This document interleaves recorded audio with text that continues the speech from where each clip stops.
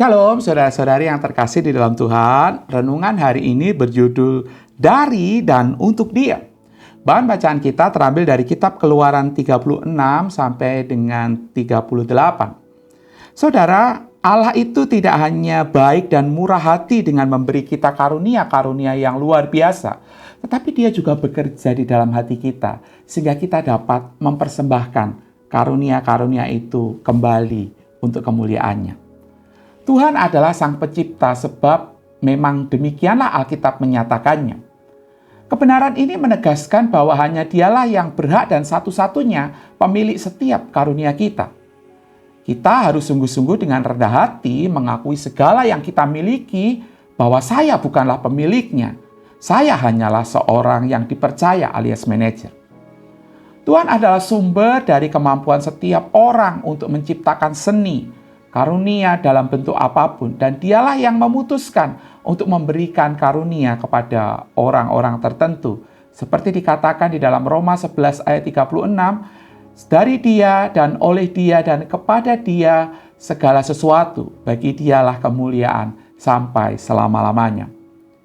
Dalam deskripsi Alkitab tentang desain dan konstruksi kemah suci, kita tahu bahwa kemah suci adalah tempat atau rumah di mana Tuhan tinggal bersama umatnya.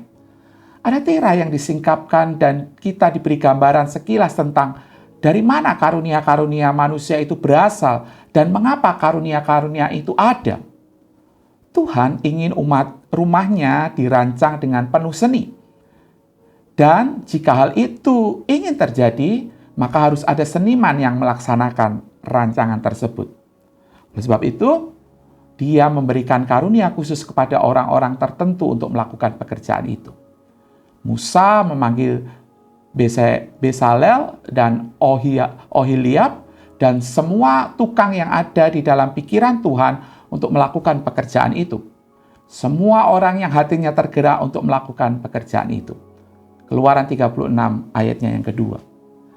Kita harus memperhatikan dua hal dari bagian yang tadi saya baca. Kita lihat bagaimana keterlibatan Tuhan di dalam memanggil orang ini dengan keahlian-keahlian yang Dia berikan. Pertama, kita diberitahu bahwa Allah itu menaruh keahlian di dalam pikiran orang-orang ini. Ini adalah sungguh pernyataan yang luar biasa tentang kuasa dan kehadiran Allah.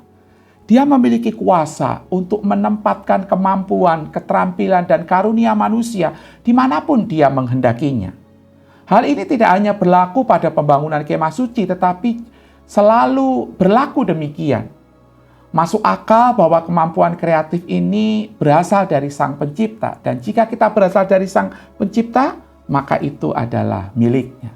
Yang kedua, ayat ini juga memberitahu kepada kita bahwa Allah tidak hanya memberikan karunia-karunia, tetapi Dia juga menggerakkan hati kita untuk menggunakan karunia-karunia itu yang telah Ia berikan. Jadi, kalau hari ini Anda memiliki kemampuan apapun itu, mekanik, keterampilan memasak makanan yang lezat, bakat musik, keterampilan pertukangan, atau kemampuan untuk membuat lingkungan Anda menjadi lebih bersih, indah, dan sebagainya, maka yang Anda harus lakukan adalah bersyukurlah kepada pemilik itu dan memberi karunia dengan membagikannya bagi sesama untuk kemuliaan Tuhan. Amin.